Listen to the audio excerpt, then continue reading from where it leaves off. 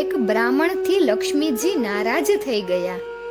જતા સમયે બોલ્યા, હું જઈ રહી છું અને મારી જગ્યાએ નુકસાન આવી રહ્યું છે, તૈયાર થઈ જા, પરંતુ હું તને છેલ્લી ભેટ જરૂર આપવા માંગીશ. માંગ, તારી જે પણ ઈચ્છા હોય તે. બ્રાહ્મણ બહુ જ સમજદાર હતો.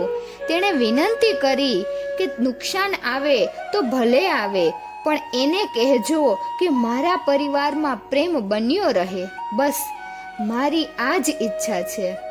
લક્ષ્મીજીએ તથાસ્તુ કહ્યું. થોડાક દિવસો પછી બ્રાહ્મણની દીકરીના લગ્ન માટે તેના ભત્રીજાએ ભૂલથી ખોટું સોનું ધરાવતો સેટ ખરીદી લીધો. બ્રાહ્મણને ખબર પડતા દુઃખ થયું, પરંતુ તે 50,000ના નુકસાન માટે પોતાના ભાઈના દીકરાને વઢ્યા નહીં, ફક્ત શિખામણ આપી. એ સમજી ગયા હતા કે નુકસાન પ્રવેશ કરી ચૂક્યો છે. ઘરે જતા પહેલા ભગવાનના મંદિરે જતો જાઉં, એમ વિચારી તે લક્ષ્મી નારાયણના મંદિરે ગયા. ત્યાં તેમના મોંઘા ચપ્પલ કોઈ ચોરી ગયું. નુકસાન એનો પરચો બતાવવા લાગ્યો હતો. આ બાજુ ઘરે બ્રાહ્મણની સૌથી નાની વહુ ખીચડી બનાવતી હતી. તેણે મીઠું વગેરે નાખ્યું અને બીજું કામ કરવા લાગી. ત્યારે બીજા છોકરાની વહુ આવી અને ચાખ્યા વગર મીઠું નાખીને ચાલી ગઈ. તેની સાસુએ પણ આવું જ કર્યું. સાંજે સૌથી પહેલા બ્રાહ્મણ આવ્યા. પહેલો કોળિયો મુખમાં લીધો તો ખ્યાલ આવ્યો કે બહુ જ વધારે મીઠું પડી ગયું છે. એ સમજી ગયા કે નુકસાન આવી ગયું છે, પણ કંઈ બોલ્યા વગર ચૂપચાપ ખીચડી જમીને ચાલ્યા ગયા.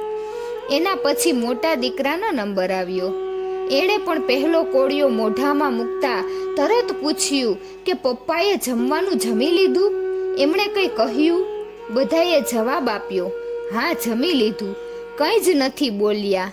હવે દીકરાએ વિચાર્યું કે જ્યારે પિતાજી જ કંઈ નથી બોલ્યા તો હું પણ ચૂપચાપ જમી લઉં. આવી રીતે ઘરના બીજા સદસ્યો એક એક આવ્યા. પહેલા વાડાનું પૂછતા ગયા અને ચૂપચાપ જમીને ચાલ્યા જતા. રાતે નુકસાન હાથ જોડીને બ્રાહ્મણને કહેવા લાગ્યો, હું જઈ રહ્યો છું. બ્રાહ્મણે પૂછ્યું, કેમ?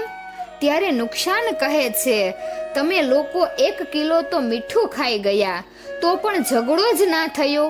મને લાગે છે કે મારું તો અહીં કંઈ કામ નથી.